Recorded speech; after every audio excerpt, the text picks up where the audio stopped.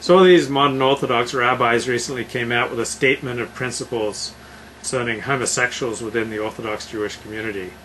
And I'm reading a column by Rabbi Yosef Kaneski in the Jewish Journal, and he thinks this new statement of principles is a wonderful idea. And I have these thoughts. One, the Torah does not categorize people either by sexual orientation or by sexual practice or sexual desire.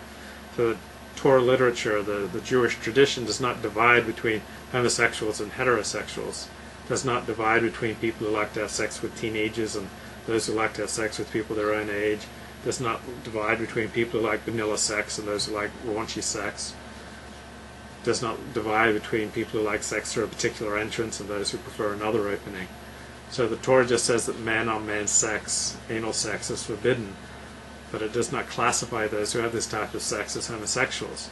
So the idea of dividing people up based on the sexual acts that they do or prefer to do is profoundly anti-Torah. So the rabbi writes, the document repeatedly acknowledges the very real possibility that homosexual orientation is genetically based and not subject to change. Why does that matter? Where do we take any account in Torah for whether someone's preference to follow or not follow a mitzvah is genetically based? The Torah assumes that the will of man's heart is nothing but evil from his youth. Whether or not certain sexual preferences are genetic or any behavioral choices are genetic is irrelevant to the Torah. There's no basis in the Jewish tradition for cutting people a break on their observance of God's commandments because they might have a genetic predisposition to doing certain things. On the contrary, Torah assumes that the will of man's heart is nothing but evil from his youth, and therefore people should not follow their natural genetic predispositions when these predispositions clash with God's directives. In this week's Torah portion, Deuteronomy chapter 12, verse 8, Moses warns the Israelites from doing what they think is right.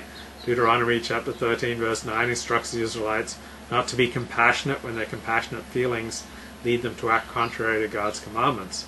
Every healthy man is genetically programmed to want to inseminate as many women as possible. This is at least as powerful a drive as the drive of homosexuals to have sex with other homosexuals. But I don't hear these liberal Orthodox rabbis calling for us to feel compassion for the average Joe hetero who wants to screw around. They only call for compassion for the homosexuals.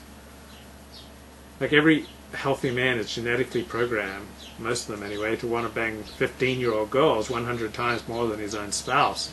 Just check the rape statistics to see who men really want to have sex with. It's girls 12 to 24 years of age. After the late 20s, there's this dramatic drop-off in the likelihood of a woman being raped.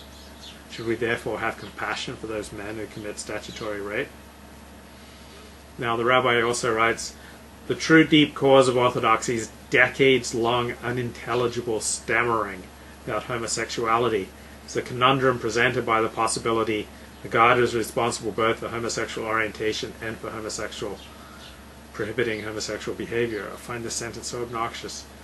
Thus, he provides no examples of Orthodox Judaism's decades-long unintelligible stammering about homosexuality.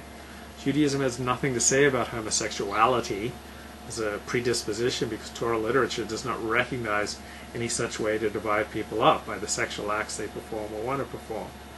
I'm unaware of Orthodox Judaism being unintelligible in its clear condemnation of same-sex sex. That God would give people an inclination to act contrary to his commandments is no conundrum. We would not need divine commandments if we were just naturally oriented in their direction. We need divine guidance precisely because if we were to follow our hearts, we'd often destroy ourselves and those around us. Following the heart with regard to anything beyond personal taste in music or in favorite sports team is just a recipe for disaster, notes Dennis Prager.